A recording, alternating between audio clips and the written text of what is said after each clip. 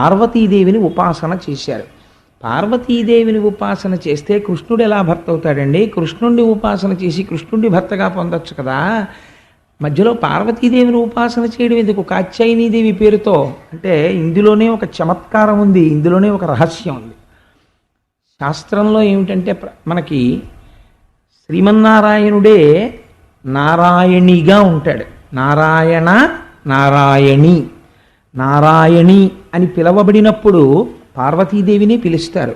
నారాయణ అని పిలిస్తే శ్రీ మహావిష్ణువుని పిలుస్తారు. రుద్ర రుద్రాణి అని పిలిస్తే పార్వతీ పరమేశ్వరులు. శంభు శాంభవి పార్వతీ పరమేశ్వరులు. శివ శివా పార్వతీ పరమేశ్వరులు. కానీ నారాయణ నారాయణి భార్యాభర్తల కారు, అన్నా చెల్లెళ్ళు. అందుకే ఇద్దరు అలంకార ప్రియత్వంతో ఉంటారు. పరమశివుడు అభిషేక ప్రియత్వంతో ఉంటాడు. శంకర భగవత్పాదులు ఈ రహస్యాన్ని శివానంద లహరిలో చెప్తారు.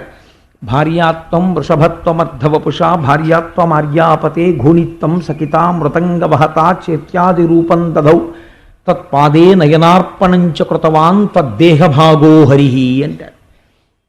ఆ నారాయణుడే శంకరుడి యొక్క దేహార్థ భాగాన్ని పొందాడు.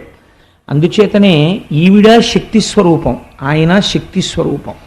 ఆయన రాక్షస సంహారం చేస్తాడు, అమ్మవారు రాక్షస సంహారం చేస్తుంది. అయ్యవారు మాత్రం